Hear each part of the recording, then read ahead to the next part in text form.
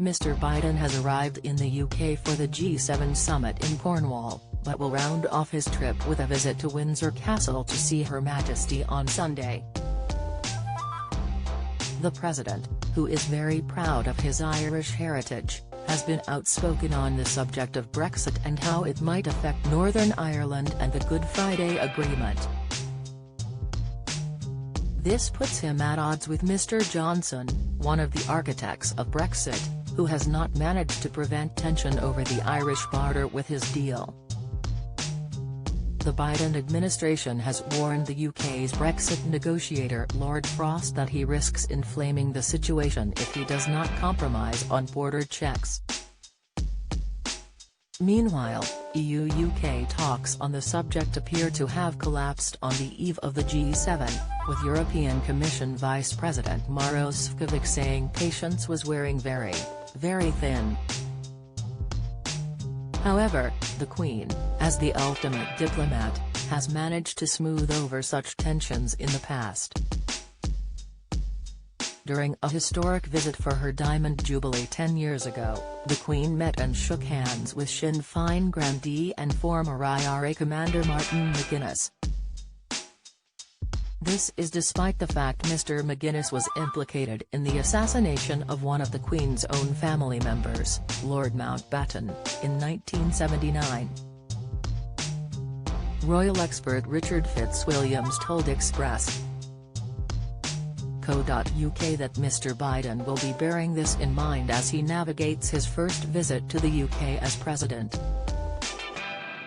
He said, "The president, of Irish Catholic extraction, plays to his constituency as any politician would.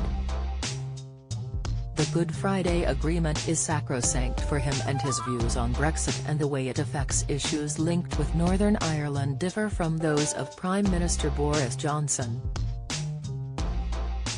He will bear in mind that the most successful state visit of the Queen's reign was her visit to Ireland in 2011, which led to a reciprocal visit by the Irish President and also to a meeting with the Deputy First Minister of Northern Ireland and former IRA commander Martin McGuinness." He added that the Queen's friendship with Barack and Michelle Obama will undoubtedly help Mr. Biden's relationship with her, as he was vice president under Mr. Obama for 8 years.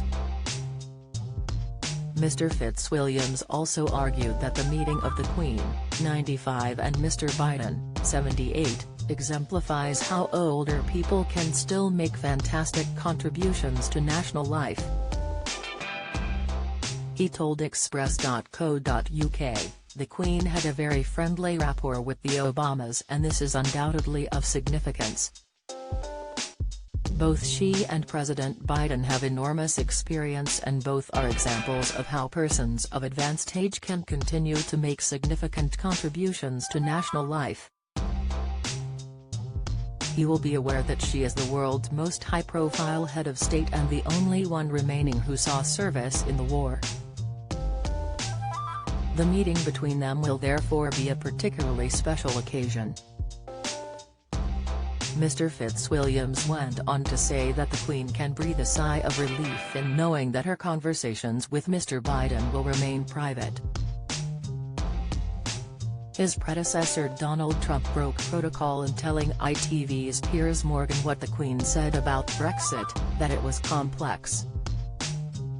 The expert said, "She will know that in Biden, she can rely on their conversations being kept private, which was not the case with President Trump, whose erratic behavior became infamous."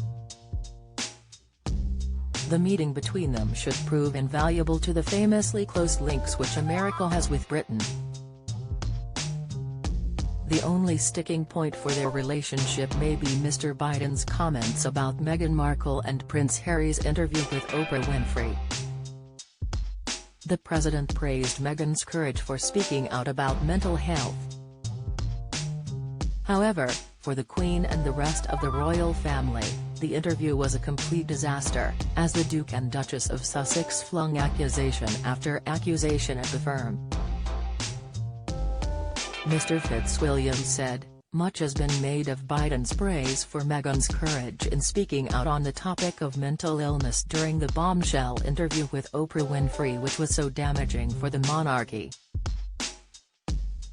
However, the Queen has always been able to keep her own feelings inside and do what is best for the country, the meeting with Mr. McGuinness being a case in point. It is almost certain she will be able to put aside any feelings she has about that interview in order to warmly welcome Mr. and Dr. Biden to her home in Windsor.